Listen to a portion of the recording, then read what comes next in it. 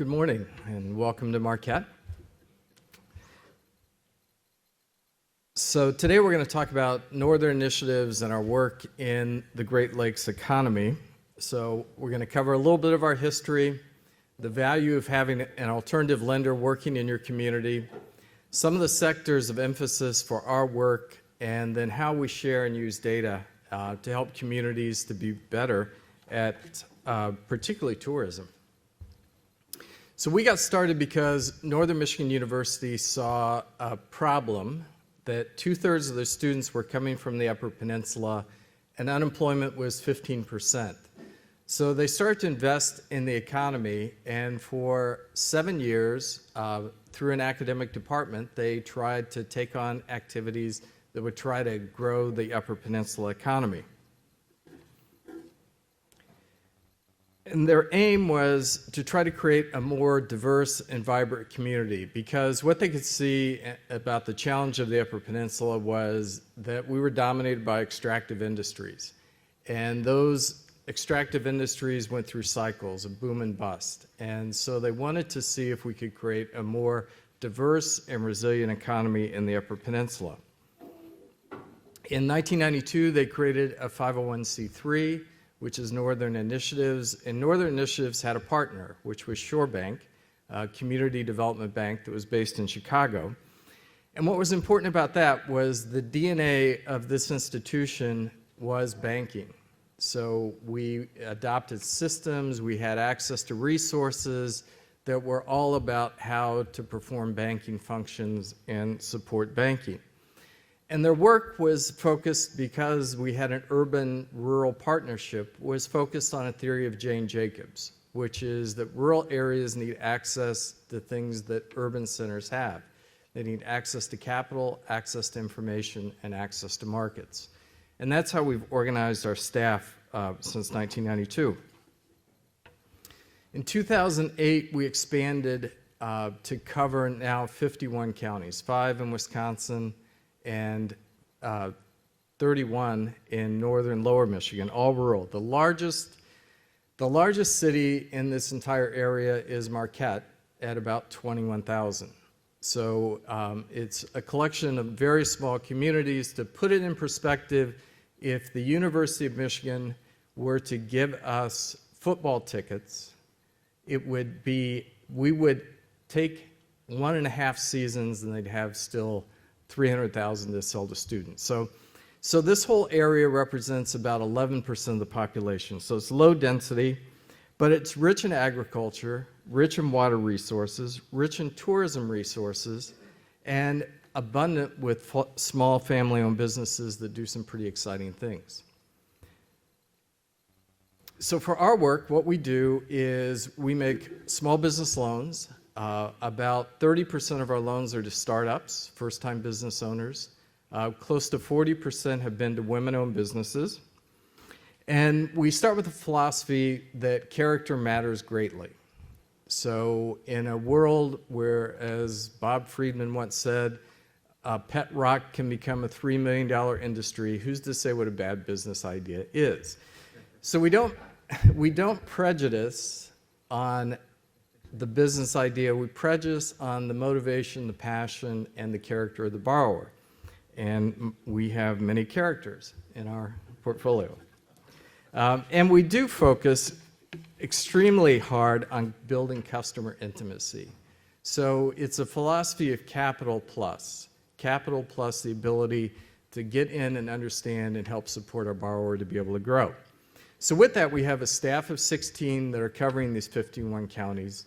And they're supported, again, through our relationship with Northern Michigan University, because we have 8 to 10 students who work for us at a time.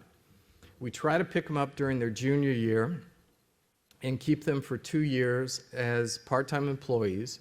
And they're the ones that are able to keep us fresh in social media, to be able to help businesses to think about how to overcome some of those challenges. They serve with us as credit analysts. They help do market research for us. But the point is that they're our back office, if you will, because no one wants to get business advice from a 20-year-old. So let's talk about some of the businesses that we work with. And we'll look at 4 Great Lakes examples. Bob Jack Burton, Jack Burton Fabric Products is in Ironwood, Michigan. The first 2 examples that you're going to see are places where they were greatly affected by the closing of the White Pine Mine in 1996. And for 40 years, both Gogebic and Ogden counties have lost population. And yet, underneath that, there are a group of small family-owned businesses that are doing some pretty exciting things. So how many of you have a dog? Very good. 80% of us who have dogs refer to ourselves as pet parents. So we're mom or dad to our dog. And so Bob Jack Burton and Jack Burton Fabric Products, they're in the cut and sew business. And this is the 3rd generation coming about with Carrie and Gina, his 2 daughters, as you can see. So Bob was able to take the family-owned business that specialized in upholstery repair and grow it into a business which is now generating about $15 million a year in sales, starting primarily by creating dog beds. And he got on the front end of the catalog business that Doctors Foster and Smith grew. And his business in creating dog beds was to try to stay up with giving people as many options and choices as they possibly could. So as Doctors Foster and Smith grew, they would come to Bob and say, we want to be able to grow, we want to have more opportunities for people to be able to choose dog beds that match their living room, their dining room, their den, their bedroom, whatever they're looking for. Today, Bob has 95 styles of dog bed in small, medium, or large. And today is Thursday, so if you order before noon, you will get your dog bed on next Monday with your pet's name embroidered on it.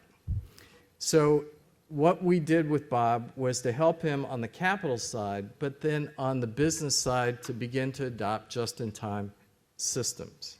And the adaptation of just-in-time systems means that you have a choice as a pet parent that you can go to Walmart or Target for red plaid or green plaid, or you can pick something in 95 styles which suits your house and your pet and get it by Monday. So the way Bob can make a profit is because of speed of delivery.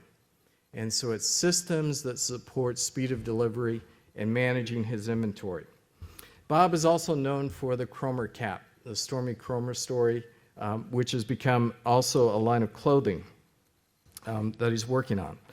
So Bob is currently in a transition to think about how to pass this on to the 3rd stage, but it has 150 employees in Ironwood, Michigan. In the area of reviving tourism, 12% of our portfolio is working in the tourism sector. In Ontonagon County, this is the Sunshine Motel. A lot of our assets in terms of our properties in the Upper Peninsula were built in the 50s, and they were built for a time when families went on vacation. So we have a number of tired properties. And when we can find people who are able and willing to invest in those properties, we're very excited to be able to do so. So in this case, we're working with a couple who came from Pennsylvania, bought this property, and we've worked with them both on social media and also website so that they can be able to take a lot of business and create it online and use social media to build awareness about their property. The 3rd area that we work on is building what is local, fresh, natural, and authentic. And really, this is the flavor of, I think, any community. In this case, Carl's Cuisine is based in Sault Ste. Marie, Michigan. They started as a small business in Pickford, Michigan. And Pickford is a very small place. And their original business concept was that they were going to make meals available for families who were coming home in the evening. So they realized that lots of people have kids in sports, and so they wanted to be able to give people fresh, healthy meals in Pickford. And as a small business, and you can think about when that one came to loan committee, and you thought, well, Pickford is not that big. How successful is this going to be? Well, it was successful. Now they've moved, created a restaurant in Sault Ste. Marie, Michigan, and they're adding a winery. They've added a winery. So again, to keep a family business growing, where their daughter is the one who's started the winery. And wineries are starting to become more common throughout our footprint. Tasting rooms, microbreweries, it's all a part of what gives dimension, and you'll be going to Ordoc, so you'll get an experience and some of the important things that create really the flavor of communities, which are to build on what's local, natural, fresh, and authentic, which is, by the way, a growing market share, as you can see whenever you go to the larger stores. Finally, what's really important about covering a large, low-density area is to be able to help small businesses to overcome distance, isolation, and seasonality. Rizak Pottery is here in Marquette, Michigan. If you go out to Presque Isle Park, you'll see his shop. Ed Rizak makes raku pottery. It's wonderful what he presents and makes. In order for his business to be successful, he was going to 14 fairs, art fairs every year. And that means that you're spending lots of money on gas, hotels, so on and so forth. So both in helping to support his business with capital, we also helped him to create an internet presence. And last year, he went to 3 shows and was profitable because he could do online sales. So he had the reputation to be able to garner people to come and look at his product, and as a result, he hit profitability. Some of the other great examples of how we use students to build websites for customers and teach social media. This year, another local artist, Beth Milner, I was away at Thanksgiving, and on the first email I got on Black Friday when I woke up was from Beth Milner, advertising that she was having a sale, which I thought, this is incredible. She beat Best Buy, she beat everybody else with her attention to her business on Black Friday. So the Cumulative Performance of Northern Initiatives, next month we will have done our 700th loan. That's about $41 million that we've put into small businesses. And next year, in 2014, we will have the capacity and we have the capital to be producing 100 loans a year. So that's a very exciting benchmark for us to be able to hit. On tourism, we've worked with the Watershed Partnership and others to understand the Upper Peninsula. 85% of the UP is accessible to the public. So it's quite remarkable. But on the other side, the way that ownership is held, it's a stranded asset. It doesn't market itself. So it's not marketed by the national forests, the state forests. It's there, it's accessible, but many of us don't know where to go, what to do, how to find it.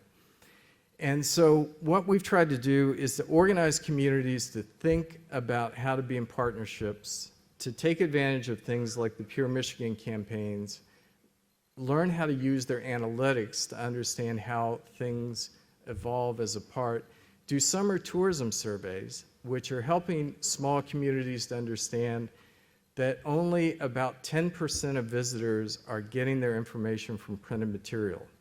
And so that means that if what you're doing is printing a lot of stuff and using your budget in that way, it may not be the most effective way to reach people. So we're trying to do a lot to help communities to understand how to transition, to use social media, to use the internet, to be partners with Pure Michigan, to collaborate among small communities, to be able to buy into a partnership project, and all the time using data.